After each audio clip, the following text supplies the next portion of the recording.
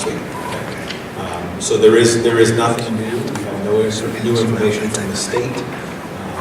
So certainly Michelle could walk us through it again if you would like that to happen, or if you want to make the assumption that folks who are watching or present have been party to the discussions on two other occasions. So I'll leave it to the will of the committee, but my preference would be to have a real quick summary through it, just because from what I understand, the DCC video, I have not had a chance to watch it myself, but I understand, or the audio was not terrific. So I don't know that the public has really had access to this information. So I would, that's true, okay. All right, well, on that note then, I'll leave it to the will of the committee, and we'll go straight from there, and hopefully on the 13th we can just set aside a little time to come back through this again, because it seems like the technology powers that be are not in our favor. Committee? Yeah, straight to discussion. Anyone who wants to go back through it? No, any specific questions that you want Brian and Michelle to answer quickly before we begin the discussion? Seeing not. Okay. So that brings us to budget deliberation. I don't know, Brian, did you want to frame this at all, or? I'm certainly happy to frame. I mean, I appreciate Neil's remarks and noting that this is a fiscally responsible budget. Obviously, that's, as he stated, that's the committee's determination in regards to whether this is educationally appropriate. I don't believe that we are where we want to be, but as we've been stating since the beginning of the budget discussions this year, even into the fall, or starting in the fall, our goal was to produce a budget that maintained where we are today. With the cuts of 23-24 individuals in the budget last year moving into this year, we have found a way forward. We've discussed the instructional assistants. There have been a couple that we had to hire back, just the reality of those reductions in IP services. But by and large, we've figured out a way to still produce what I believe is a quality educational program for our students. Again, it's not where we want to be, but I think it's appropriate that we use the figures as we've had today, that 1.721 million, as a discussion point for a tentative, which we've always said is a high watermark. Hopefully, as Neil mentioned, we gain some traction, some signaling of potential additional revenues by the time the budget is finalized in June. The discussion that keeps coming up, I know we've talked about it for several years now. The question that's repeatedly asked about why does it cost more money to educate less students. I think that's worth spending a couple minutes just reiterating that. I'm also, as you know, I'm trying to be a video guy on social media, so I'm also working on putting together a little bit of video just to explain that question. The reality is we are educating students in a different time, in a different world, in a different, leave it at world. It's a very different place now to educate students. Students are coming to us with very different needs, emotional, social emotional, mental health. And layered with that, we also know significantly more than we knew 15, 20 years ago through brain research about how to teach students. And we spent so much time talking about effective instruction, and specifically in reading and mathematics. If we have this information and we know how to reach these students, it's completely immoral for us not to reach these students. So it's important that we're providing that education, and in doing that takes on a very different model. Where we, one time, it's been a long time, but where we had 30 students in a class and the sage on the stage at the board giving students information, we know now that it's effective for students to engage with instruction, with materials for them to learn it effectively. It's hard to teach students when we are competing. We, as educators, by default, are far less exciting than anything else that they might have in their hands with devices and games and music and video. So we can't be effective in our job unless we are as engaging as everything else that's in front of students. So that takes money because that takes people. We're a human services organization. Primarily 75–80% of our budget is tied up in personnel. So for us to be personnel driven, the only place where we can save money is in personnel. We've had this discussion year over year, zero-based budgeting, supplies and materials, leveling electricity and utilities and locking in prices and contracting for transportation. So we've done everything we can on those costs where we had wiggle room. So now the only place to save money is with personnel. So we've had to make a decision. We've had to make a decision over the years about how we use our staffing. So whereas we had a larger number of teachers because we had a larger number of students broken into a larger number of classrooms, we now have replaced, if you will, classroom teachers for other specialists. These are reading specialists, these are math specialists, other types of interventionists, special education teachers, special education instructional assistants. If you go back, I wouldn't even want to quote a year, the concept of a social worker, a school social worker, a psychologist, or a psychiatrist being on the payroll and as employed in the school district, I don't even want to quote and show my age, but I imagine 20 years ago that wasn't even a concept to be thought of. So now with school nurses and clinical therapists and social workers and psychologists, those cost money, but they're needed services. And so where the rough figure is a year and a half ago, it was about 57. So we're roughly, in the budget next year, we're reducing one teacher at Newbury Elementary School. That is because of attrition. So every year, we have been reducing one or more teachers strictly through attrition. As school enrollment numbers have gone down, we have adjusted class sizes. So class sizes haven't gotten larger. They're roughly the same as they were. That has been a priority of the school and the district for many years. But as the teachers have reduced, we've had to add, time over time, additional support services. Those support services are providing intervention and supports in a far smaller setting. Sometimes one-on-one, sometimes one-on-5, one-on-6, a small group setting, because those are the ways we need to provide an effective education for students. So there's obviously a debate about that. We could debate all night about the effectiveness of that, but I believe to the core of my being that is the only way we can actually effectively educate students. So that's the reason for the fact that the costs haven't dropped precipitously is if we've taken away roughly 57, 58, 60 classroom teachers and we've replaced the same number, it's a few less, 58, 57 other interventionist specialists, clinical therapists into the mix, we've just traded. So we're not reducing costs, we're trading the number of professionals that we need to educate students. It's a hard thing to explain because logic, when the question's asked, it's a purely, perfectly logical question to say, how many years ago, 15 years ago, we had close to 3,000 students and now we're hovering around 2,500. Of course, the logical question and assumption is, well, why are you cutting teachers? We are, but we're replacing them with other services. So I think that message needs to be repeated. Again, I'm going to try it in a video. I don't know how successful I'll be, but try and find other ways to paint that picture so people understand the fact that it's the new education. We can debate it all day long. We can talk about whether or not we believe mental illness is real, but we can't not react.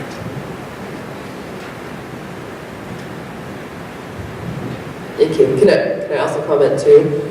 When you look at 40 students going down for one particular town, it seems like you could go to Pine Grove right now and cut 2 classrooms between last year and next year. And the other piece of that is it's not like they all came out of kindergarten. Like all of a sudden the kindergarten last year was 65 students and kindergarten this year is 25 students. Those students came out of Some of them did. We just simply didn't have as many kindergartners. Some of them came out of 5th grade. Some of them came out of 7th grade. It's, yeah.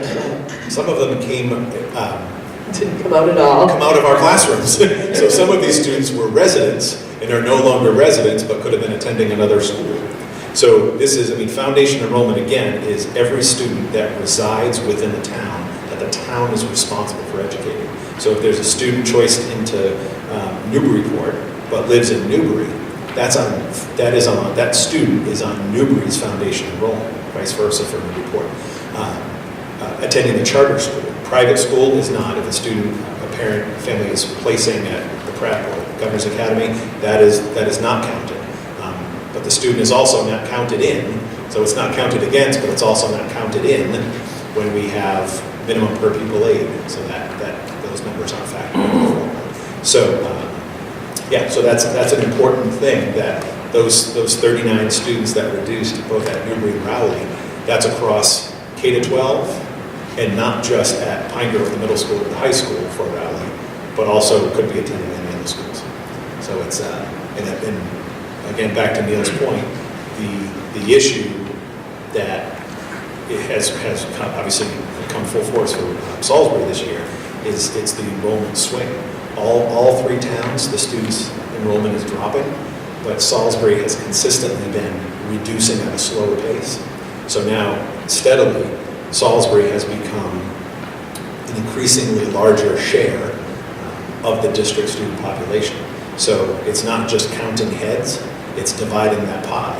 So when the total pie, so that total student population is shrinking, and 2 towns are shrinking as part of that even quicker, the percentage of the larger town is exacerbated, so it becomes a larger percentage, whereas Salisbury is approaching 40% of our total student enrollment.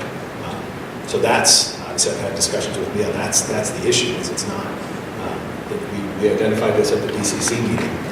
We keep talking about an alternative assessment method. You look at the figures this year, and Michelle and I were looking at each other like, that's got to be a mistake. And we did check with the Department of Ed and confirmed within $500, if you divide this budget by foundation enrollment, as shown, or you divide it the 2-step method, which is the method that our regional grid accounts for, the assessments differ by about $500. So it is a bizarre coincidence, but that proves that this is about enrollment. That this is boiling down to the formula is the mechanics of the formula are being funded in a way that, again, keep echoing Neil, sorry man, the formula doesn't work for Triton. DESE, the folks who are involved with this, believe the formula is good and it's working. It doesn't. Sorry, it doesn't. Okay, so with that, I will open it. Sorry, go ahead, Paul. Oh, okay. I will open it for discussion by the committee. Deb? I was just thinking, since we don't have any different information from the information we had when we had our Saturday morning workshop, just for those who may or may not know, we had a Saturday morning workshop, which was a public workshop also, where we discussed pretty much the same things we're going to discuss tonight. So I was just going to suggest that we kind of give a brief recap of what we talked about that Saturday morning, because isn't that kind of what we're... Yeah, I mean, we have the DCC in between too, which I think you've heard 2 of the town's perspectives tonight, and Newbury's was that they were going to check, so there wasn't a significant reaction there to the budget. So I guess I'm not sure where to go from here. I guess that's...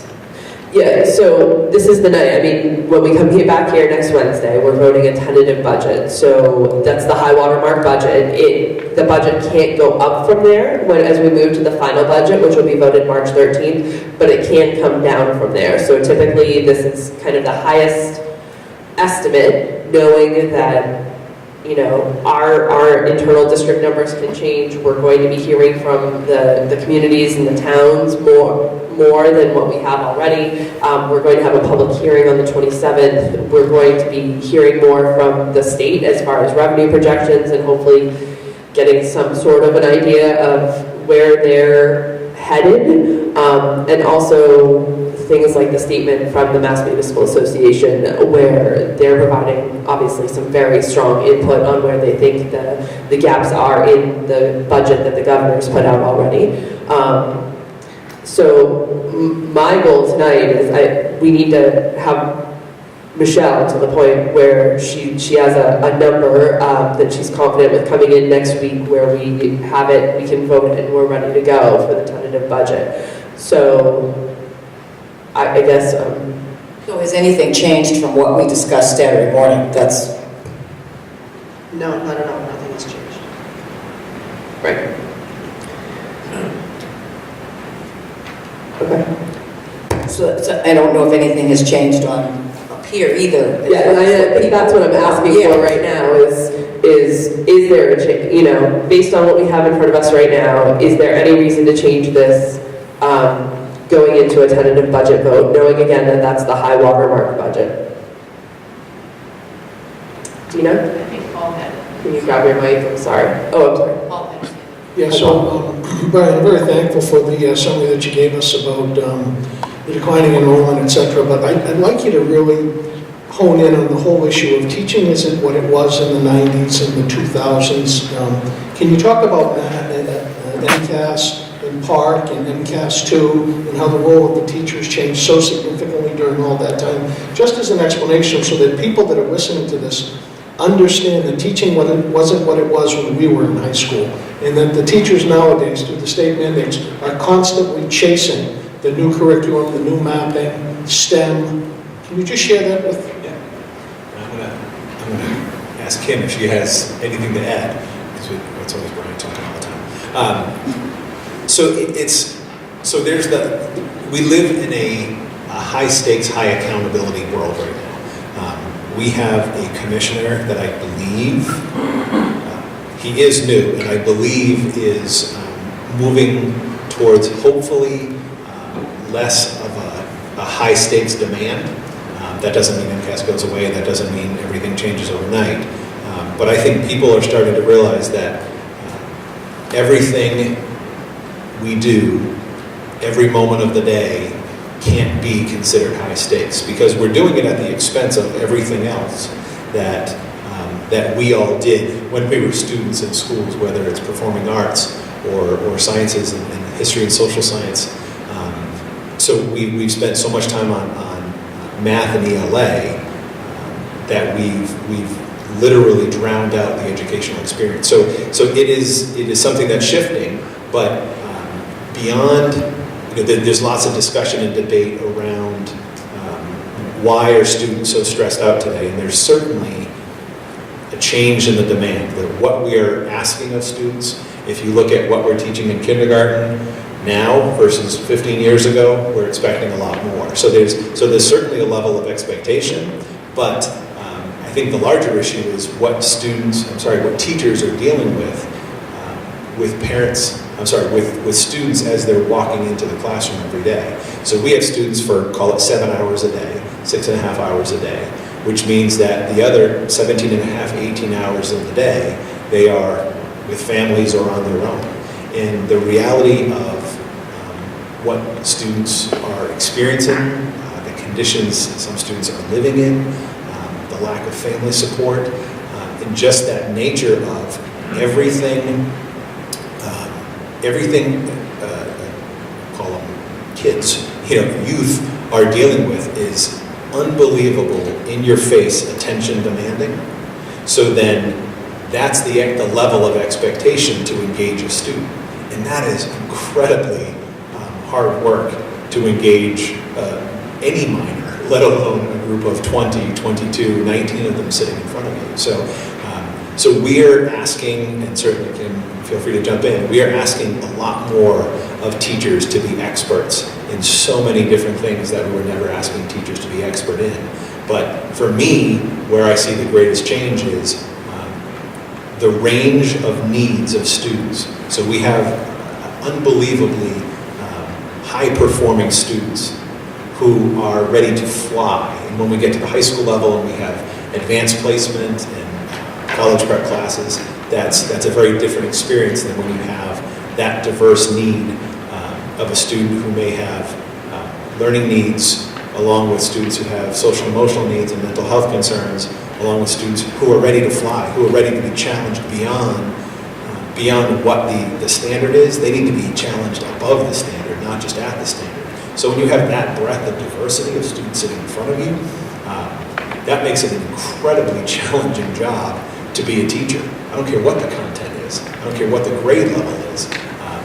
The expectations that we place on our teachers, the expectations that parents place on our teachers, the expectations that students place on our teachers, is a very different world than it was 10 years, 15 years, and certainly 20 years and beyond. I was just thinking when you asked that question, Paul, I immediately went to kindergarten. And thinking about kindergarten, when we went to kindergarten and what was involved, right? So we went a half day, we brought a snack, there was a lot of playtime, and people grew, and it was a wonderful time. And it's still a wonderful time. But nowadays, just within the last 5 years, and starting this year, we have state-mandated screening so that we can do early identification. Those screening tools are very important, and those were developed out of current research on the brain and how students develop reading skills, math skills. So the idea is to then identify those kids early on. So those screeners cost money. A lot of those screeners are done on devices. So the screeners themselves cost money. The PD for those who are using the screeners cost money, and those people who are interpreting the results of the screeners. As well as if there are interventions needed, that takes money too, and that's where those reading specialists come into play. That's just one aspect, even before they enter the doors of a kindergarten day. Beyond that, kindergarten, as far as standards, and talk about high state testing, the curriculum starts in kindergarten, where you have standards in ELA, math, and STEM. Now kids are expected to do some type of engineering. Well, if anyone has looked into the engineering devices for kindergartens, there's these incredible coding mechanisms that kids can use as they interact with Legos and screening devices. They're awesome, and what the kids are able to do and how they grow is just incredible. So again, taking the kindergarten where 5 years ago it was Play-Doh, and that's what they were using, which is great, and they still are using a lot of tactile information. The sophistication of education has just skyrocketed, and so we know more about learning, and so there are more tools and devices involved in educating the students. So that's just a really simple snippet of a kindergarten class and some of the expenses that go along with it. But I think it paints that picture of it is definitely more expensive. And in addition to that, the state has also released social and emotional standards for kindergarten and first grade and second grade that we are required to not only collect information on, but then also address, which is a good thing when we see that the needs arise. So again, it's just so much more involved in educating students these days, and it's for the better in some instances, and some would argue that we need less of that and letting them play and getting back to some simplicity. But again, it speaks to that idea of it's a different age and time. Students are different. We know more about learning. Devices are really part of our education, and for us to ignore some of the new research around student learning and early intervention, not just in kindergarten but beyond, would not be fair for students. And one more aspect to add to the high stakes concept is in the last 15 years, school choice has become a significant challenge, 15, 20 years. So 20 years ago, we didn't have to worry about competitions. Students lived in towns, they would come to our schools. So it's 25 years ago with that reform. So that school choice concept, we have to remain competitive. So we have to demand a lot of the teachers and demand of the students, but we have to maintain programs that are attractive, because if families choose to go elsewhere, we're buying. So we've talked about this in the last couple of meetings. We had a significant uptick in our school choice out for the current year. We had 54 students out last year. We have 83 out this year. So as I mentioned last month, I sent out a letter. I've already heard from several parents setting up meetings. because I'm asking the question, actually including the letter in my report for next week, to just find out why. My fear is that they're making decisions and voting with their feet about concerns about the kind of trajectory we had over the last 10 years of the state not stepping up, the town's doing everything they can, but still we're not able to maintain the level of programs that we desire. So it's frustrating that we can't provide the programs, but if it's parents have a choice and they're seeing other options elsewhere, that's a real problem, because that change in choice out is costing us $203,000, correct? Those choices that parents have that we don't have any say in have real consequences on the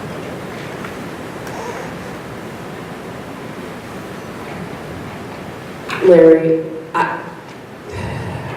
is this a comment or a question?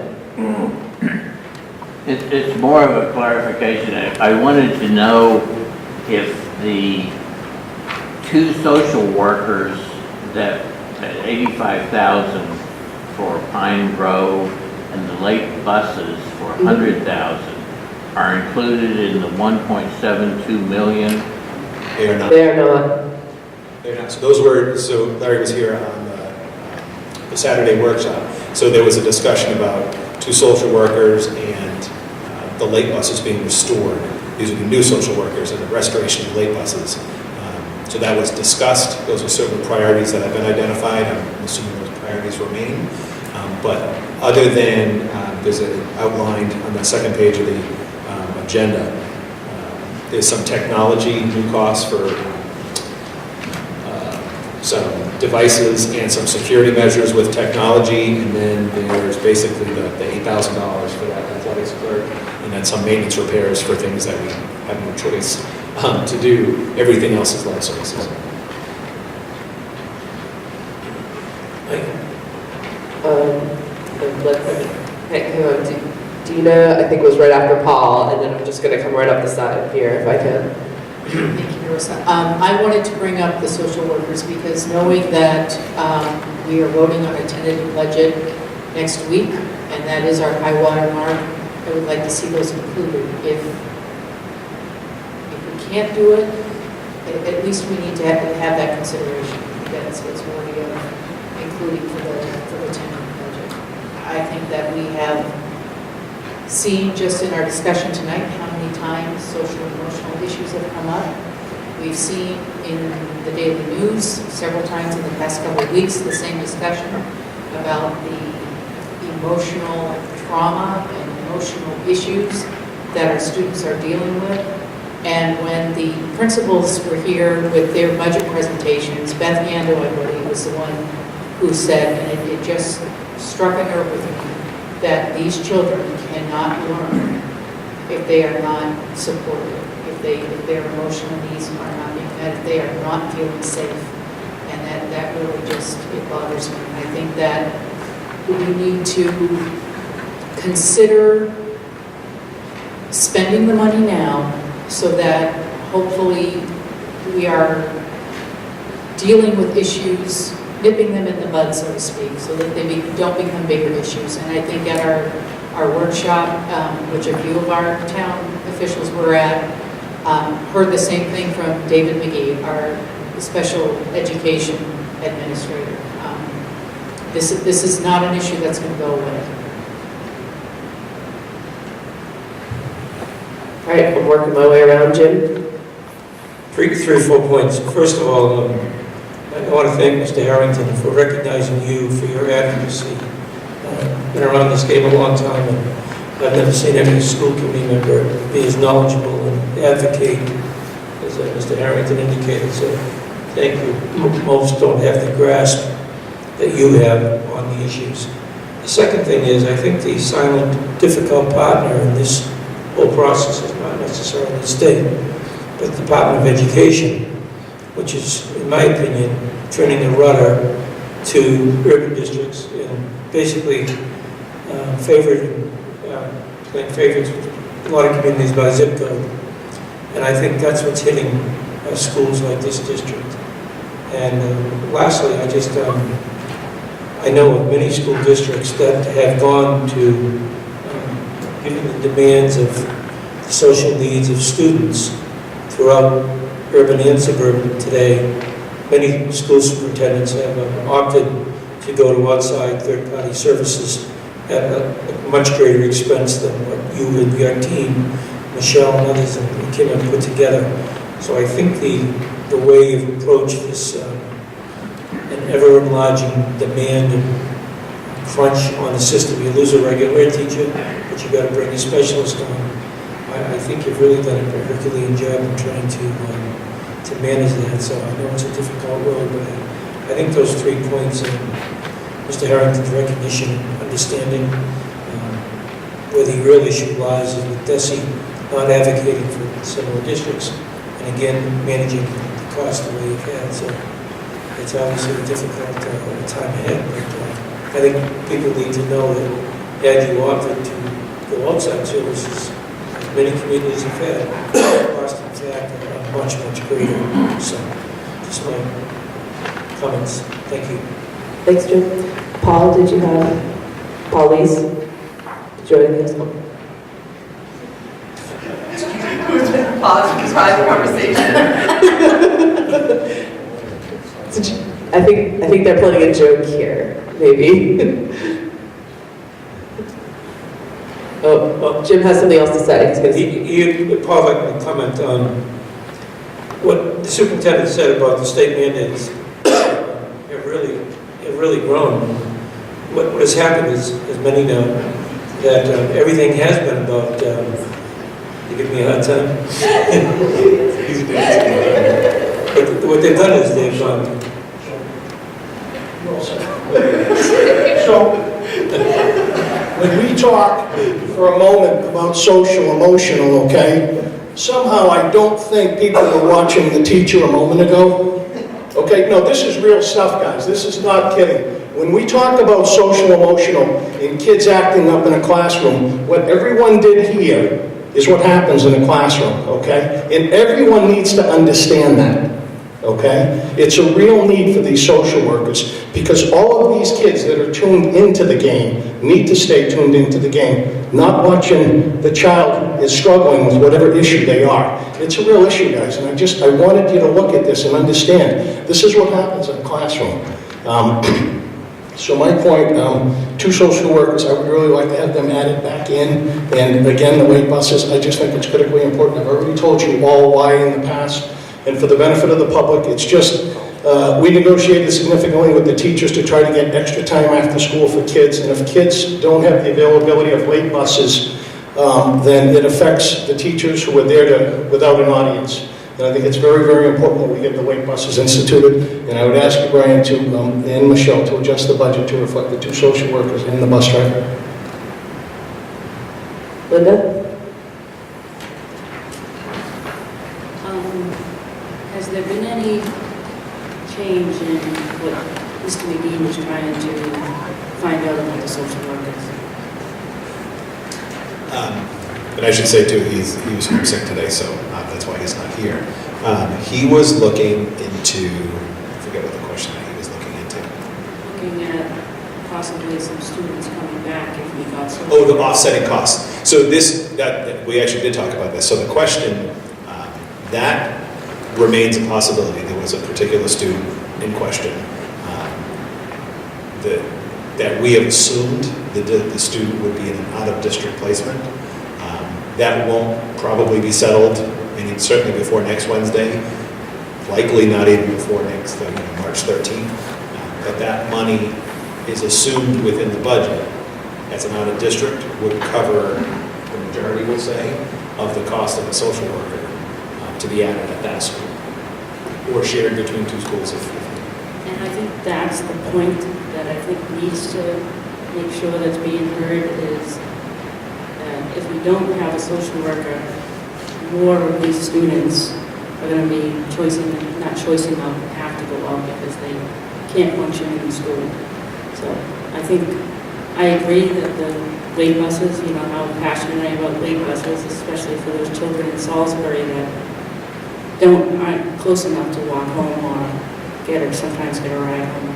But I believe we have to put the social workers in as well and hope that Mr. McGee can pull a rabbit out of his hat and it will be offsetting us. Paul?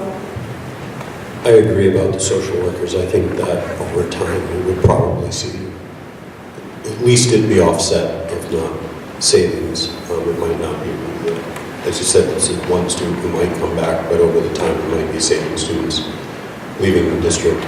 I also just wanted to add on that to earlier conversation, not only are the needs of the students in terms of social and emotional more, but compared to 20 years ago, the need to compete for jobs when they leave here, against technology, which is increasingly taking the jobs, but also increasingly the jobs are on a global stage, and we have to prepare our students, meaning they need more knowledge and more skills when they leave here than they ever have before. So we don't just have to meet their social and emotional needs, we have to give them more in the limited time that we have with them. And it's coming from all sides. So I can look at this budget and say, there are things in here that we hope will, over time, save us money, and we're trying to be fiscally responsible. But I don't know how you keep taking away people to offset some of that and still meet those needs, so the students can compete on a global scale. Yep, go ahead. The $100,000 for the lake buses, is that for all 5 schools? What would it be for the campus here? Roughly half of that, because there's 2 for each elementary school, and then there's 6 that leave this campus. Is that something we could look at?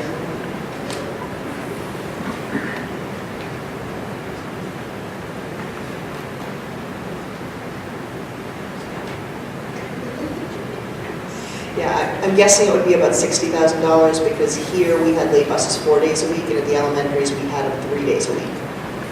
So it would be even split, but I think it would be about $60,000 to be stated at this campus. Where I think the students need it the most. I would just request for it to be the $60,000 that we need for this campus. Because I think that's where it's most needed. Deb?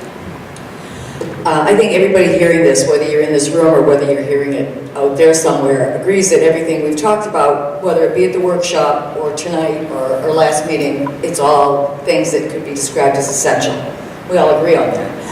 But we need to make some hard choices and priorities. And I think that the number 1A and 1B would be the social workers. And I think David, when we last had him sitting over there, I think he sounded pretty confident, and he doesn't usually say that unless he really is pretty confident. I think he was pretty confident that at least one of the students would be staying, would be much more likely to be here if we could get the social worker. And so then you're talking about money, as somebody said earlier, that's in the budget for the out-of-placement, but would be used to pay for a social worker if we could include that. So I think lake buses, absolutely we need them, and a whole lot of other things, but my number 1 choice would be to put those social workers in.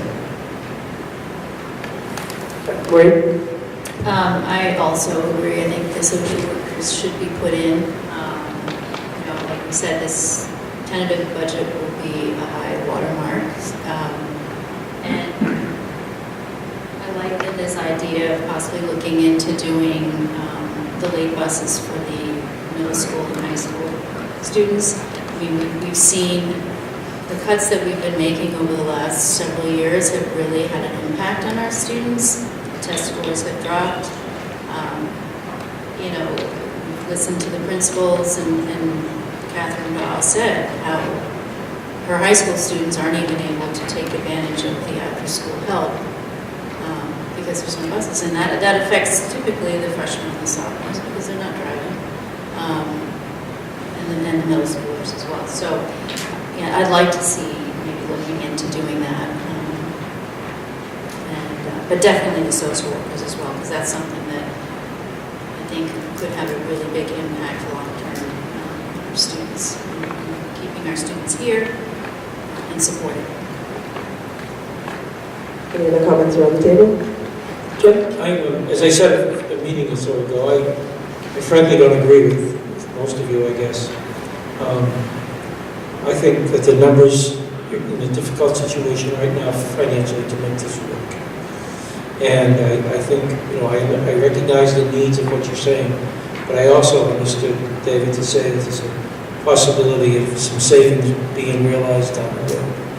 And the same with the busing. I fully recognize the need for the busing, maybe more so here than at the outlying schools. But I think it'd be prudent and fiscally responsible to try to work with the numbers you have now, and then as you proceed into the summer months, if other revenue sources could be identified, or rather than committing to spending more money in the next couple of weeks, maybe as this process evolves, and as we go through the evolving fiscal climate, and maybe this whole, the social workers and what have you, could be phased in. In other words, in September, is it true that we're going to need 2 social workers right away? Maybe the need doesn't come up until November or December or January. So I'm just suggesting, and again respectfully so, that we look at the Polaroid picture right now of the tightness and the difficulty everyone's facing in trying to come up with the dollars, and then look at the practicality of implementing the needs as you've well stated over a time, then phase in, if you will, rather than saying tonight we need $200,000 more, next week we're never going to do it. My suggestion would be to work with what you have and see how you can phase in the needs as they arise, instead of right now handcuffing the communities more than I think is the right thing to do. You want to respond to that? I guess I would just say, to Jim's point, so if we 85 times 2 plus 100,000, so $270,000, 110 of that goes directly to Salisbury, based on the 40-ish, 38.something%. So that takes their assessment increase to 1.1 million. So I don't disagree with anything that anyone is saying around this table, but I can't sit here and recommend changes to a number that I know we are okay where we are. We could do better, and there's more. We're okay where we are. But I guess I can't, in good conscience, argue or propose something that I know is unsustainable. And then, as we look through technology, I think there's probably there's iPads and Chromebooks we put in here. There's a G Suite backup, website social media backup, and you take those out. Maybe there's 45, 50,000 there that we can pull out. We'll survive without that, and that could pay for late buses. So I think those are the discussions that have to happen. I hate saying the words out loud. I don't know how I could, in good conscience, make that recommendation to you. Obviously, you have the freedom to do whatever you'd like. Ina? I wholeheartedly disagree that we're okay where we are. I think, again, I want to stress that in just the last several weeks, the amount of kids that we have seen or heard of who are having difficulty and struggling with mental health issues is really troublesome. I think that because it is the time now to put these things in the budget, because we vote the tentative budget next week. As Marissa stated, that's the high water mark. We can come down from there. We can't raise it after that. I think it needs to be considered. I agree, late buses would be fabulous, and Maureen, I like Linda's idea of at least doing this campus. That is the bare minimum, I think, that we need to get. I mean, I am very sympathetic to what the towns are going through. I appreciate Neil's comments.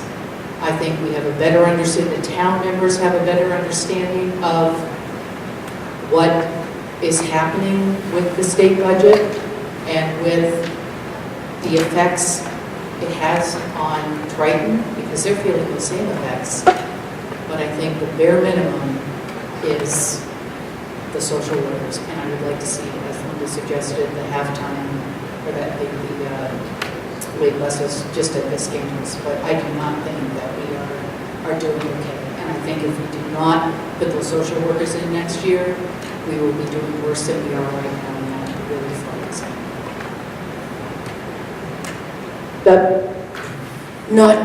I don't mean to appear rude or flip or anything, but if you can't in good conscience put any of these things into the budget, why are we having this discussion? The budget's ours, to be fair. I understand that. But over the years, I have always felt that these are the professionals, these are the people whose opinions I value, and you have to have more knowledge than what we do. You do. And so that's why I guess when we've gone around the table and said this is what we think is important, and then you say, well, I can't in good conscience put those things into the budget because of what it's going to do, then I'm just not sure. And on what Mr. Skelly said was to implement things if we need them in the fall. I don't see how that would be possible to do that. It's not, because it's not like somebody's going to show up in September and say, well, here's $100,000. I just don't see how that's going to happen. So I mean, it's been a frustrating season now for at least a couple of years, but I just don't understand if we make recommendations and then right from the get-go, we say, well, that's just, we can't ask that. So just to clarify my statements, so that's my recommendation to you. If it ended up being a $3 million increase, of course we'd be thrilled because we need the money. But as far as our job is certainly to be experts and advise, but when it comes to the numbers and politics, that's not necessarily something it's not our expertise. But that's where this becomes a committee decision about the approach, the fight, the discussions about what the right number is.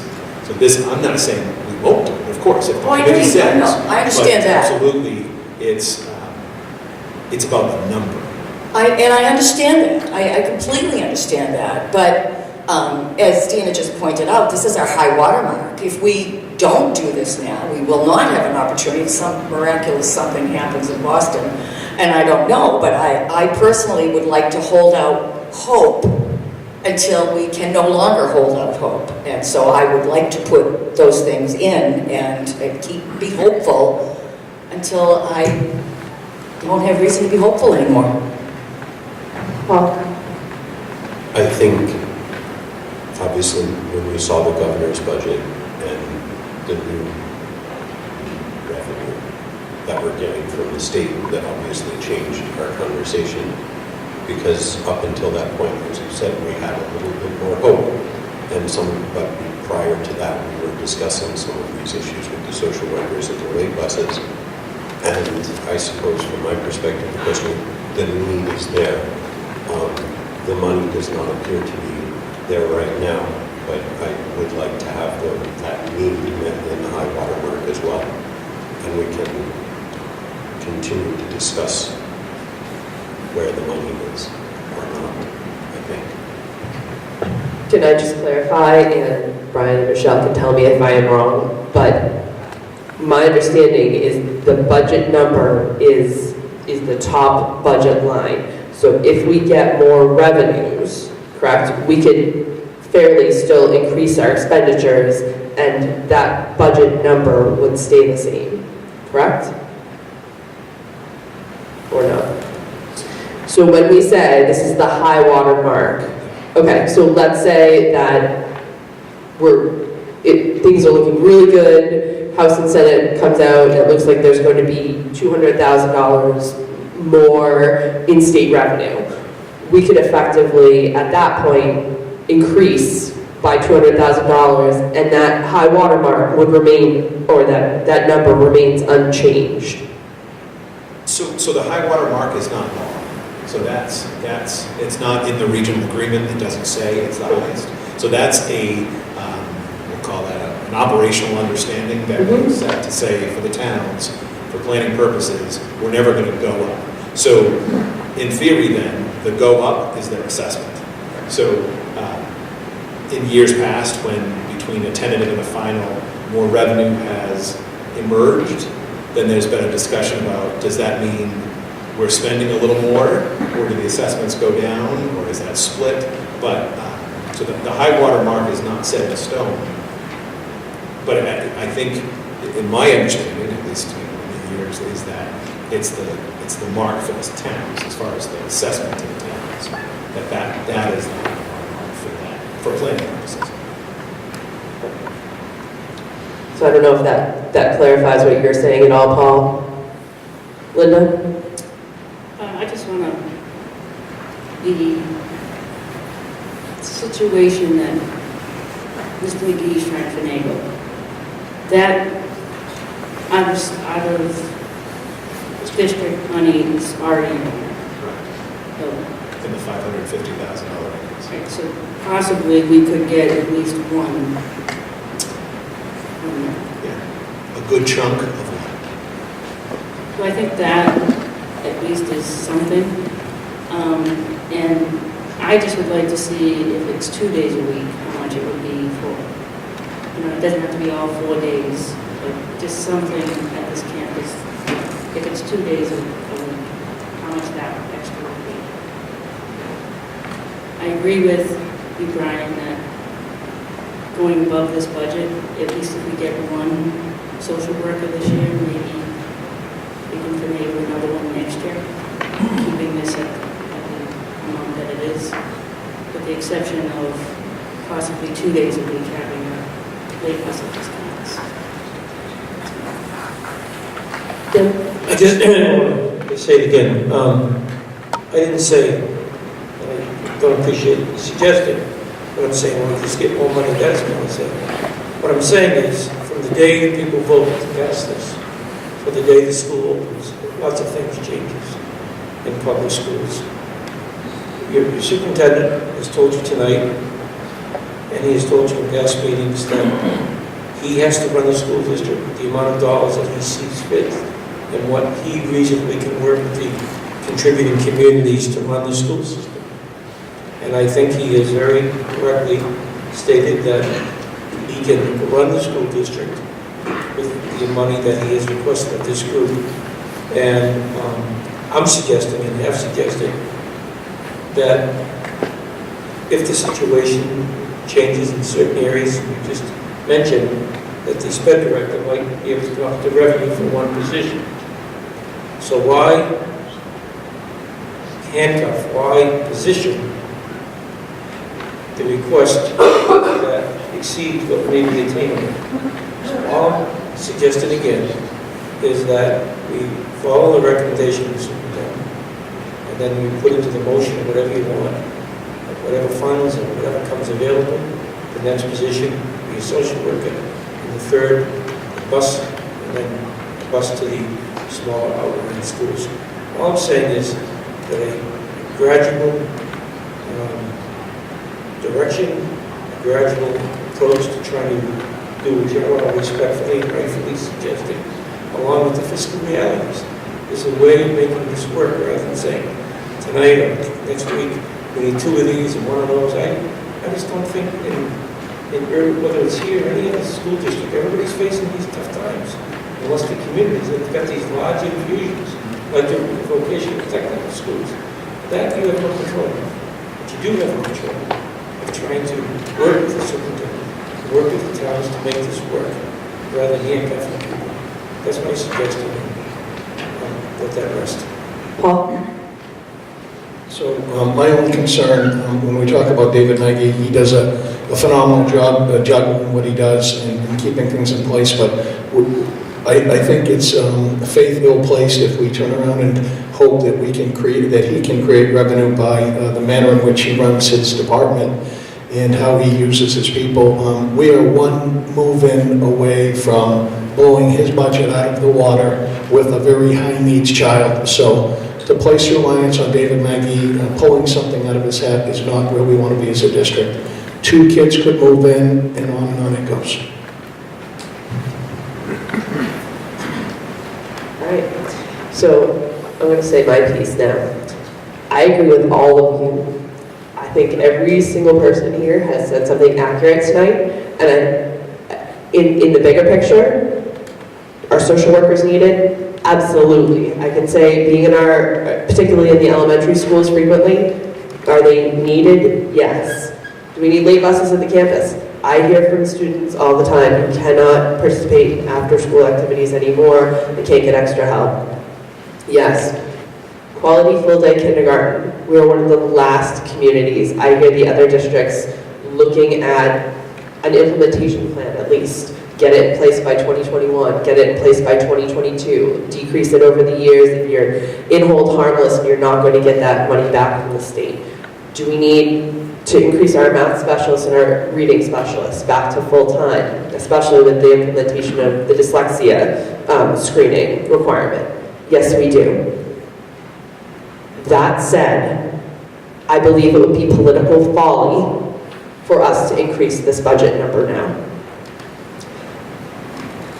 I speak to people in our community. I understand where the perceptions are, and I think that we will end up in hot water as far as getting things done long-term, as far as being able to get a reasonable budget passed this year. I think you're going to find that there is an extreme backlash if this number goes up now. I understand that it's a high water mark. We all understand that it's a high water mark, that high water mark budget. I don't believe that the public understands that.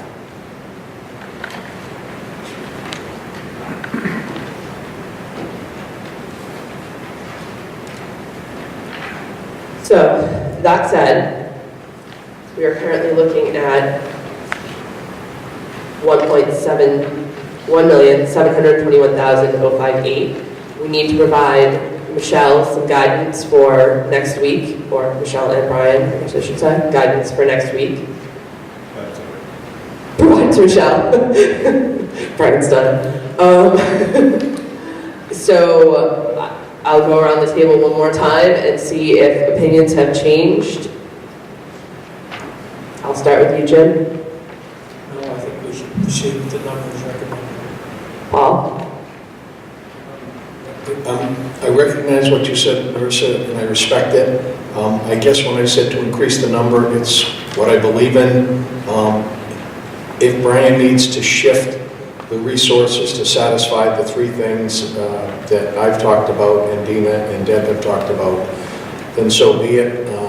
I will follow the will of the committee in terms of the number staying the same or increasing, but I stress that I really think we need to implement those 3 things: 2 social workers and a late bus. So are we counting that as a whatever ends up as the majority, just add Paul on top? Wow. Linda? I agree the number should be what's been presented. Paul?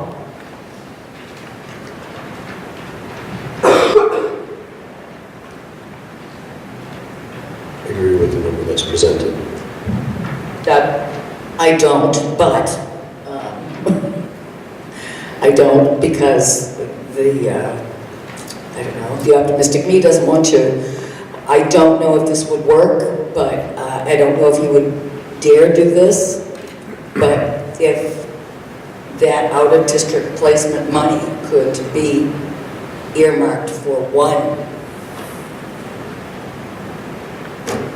Right. So I think where things go from here is the conversation on, whatever ends up tonight, it's going to be that tentative budget vote next week, provided that there's, I would certainly hope for Michelle's sake that she's preparing this, that there's no major change between this week and next week.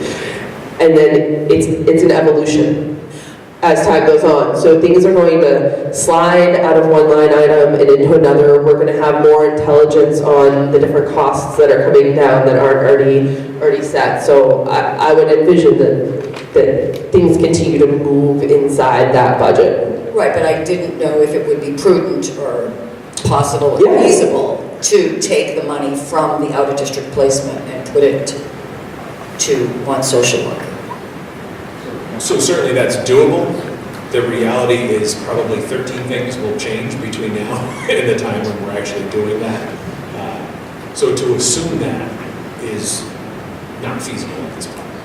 Well, it's just that it was a catch-22 because I think he felt that in order to avoid that out-of-district placement, the guidance, the social worker needed to be in Well, place. that would be, I mean, so part of that discussion is if that progresses with the team decision, and the team decision was, we can save this money, student returns, but we need to hire a person, then yes, that's completely and directly connected. But a lot of other things could change as well, for better or worse. But that's intrinsically tied because of the nature of that one team decision with that student. Maureen?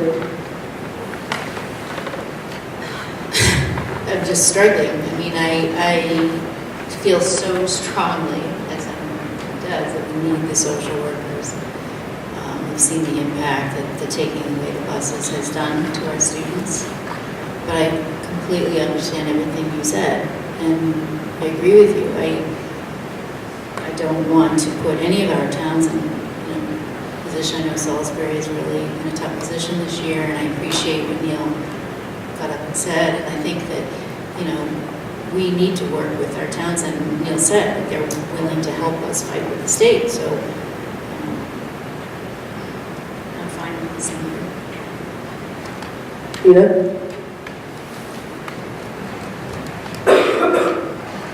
I'm sure it'll come as no surprise to anybody that I think at the bare minimum, we need the 2 social workers. I think it's only fair that we consider this in the tentative budget next week as the high water mark, so that it does give the towns the ability to look at that number, knowing that we may have to back away from it. I will admit more than likely we will have to back away from it, but at least consider it. I want to remind people too that P&N, Personnel and Negotiations Committee, is negotiating with the PEC. We are in the beginning of those negotiations for our healthcare plan. We do not know where that's going to end up, but they know we need savings. So we don't know if there's going to be any money there. So it is hard to know right now because we are truly early on in this. But please consider putting in the 2 social workers. I think that it's the right thing to do for these students. And money aside, I truly believe that in the long term it will save money. But money aside, these kids cannot learn if they are in that much disarray. So you raised the point, Dina, so I was looking through some papers and talking to Michelle. Every percentage point savings off of our medical saves about $60,000. So this budget as of now, we had budgeted originally 6.5% increase. This assumes a 0. And that will be, whether that's through a combination of renewal savings or kind of just. Is your mic working? Is my mic? Yes, it is. Yes, Okay, sorry. I was not talking loud. Weird. So whether that's through plan design changes or renewal coming in positive, there's potential for additional savings there. Again, even working within this number would allow us to address some of those issues. So I'm going to try to sum up what I heard, which is no one wants to stay at this number, but by and large, it's felt like that is what should be done for next week, with the idea that as we're going through this process, social workers, if there's an opening to put them in, should be a number one priority, and buses, late buses, would be a high number two priority as we go through the process. Tina? Can I just add that in the past, when we have done the budget, we have voted a tentative budget, which, as we've all stated, has been the high water mark. After that, if we have to come down, we come down. And then we have a list, as you said, Marissa, we make a list of what we would want to add back into the budget as money becomes available. As Jim pointed out, sometimes it does become available afterwards. We get something miraculous, who knows? But if money does become available, or we don't know what the results will be yet of our P&M negotiations, it might happen after the budget is approved. But I'm just asking, please, put it in, consider it. If we have to back off, we have to back off. But I think it's fair to the students to do. I think it's fair to the towns to do. I know that doesn't sound right to the town officials sitting here right now, but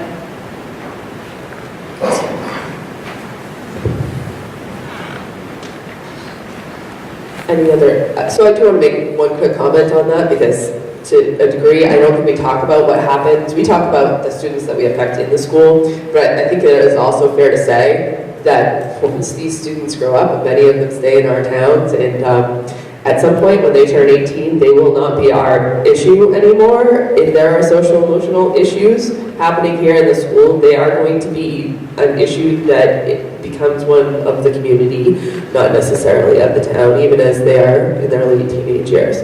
But that said, any changes, or have we provided our guidance and we're, Jim? I just, I'm not sure if this is kosher, but I think it would be appropriate, so the superintendent and the staff has direction, that we make a motion to allow them to proceed with the number as presented tonight for the next week. And in that motion, if funds become identified for negotiations or other reasons, that down the road, and I'm not saying 6 months down the road, but that as funds may not become available for negotiation savings, changes in circumstances, that a priority list be established that's reasonable, that allows him to work with the communities so all communities can come together with the direction as we're aging through this process. I just think that's fair to the administration and to the respective communities. But just making sure, all you need is guidance tonight, you don't need a vote. So we want to come back next week with a budget that is going to be approved. Yes, guidance, but the general will of the committee is helpful. So I mean, motion, formal. I'd like to make a motion, so it's down on the record that this is what we did, so that the scene doesn't change. So we're on the record of saying this is how we stand individually on this issue, so that there's a concrete direction. Okay. So, Deb? Just don't. I think we just all went around the table and said how we thought. I'm trying to put it in motion, so it's in the public record. Can I just raise a concern I have? It's not on the agenda. Yeah, it's true. It is not on the agenda. Hold that thought, Jim, and we're going to come back to you next week. How does that sound? I hope you wrote it down, because it was long. It was well thought out. All right. I think, is there anything else that we need to... So can I just say, what Deb was saying is ringing in my head about, we started this process this year talking about the priorities, and I'm concerned with the number, but I'm reacting out of a hope that we at least land where we are right now. So maybe that's good, maybe that's bad, but to your point, Tina, I don't believe the word, I should have said the word you talked about, optimism. I was optimistic early. I have future optimism that there's momentum, that the state eventually will make changes, and there's the right discussions are happening. I don't have optimism that things are happening for January 30th for fiscal 20. Some things, maybe we get a little more regional transportation, we get 50,000, 45,000. I just genuinely don't believe that we are going to see hundreds of thousands more in this budget. So I'm reacting out of the notion that let's not continue the discussion for 5 more weeks if there's already assumption that we pretty much know this is where we're going to be. I think you said we're probably going to have to bring it off or take it off.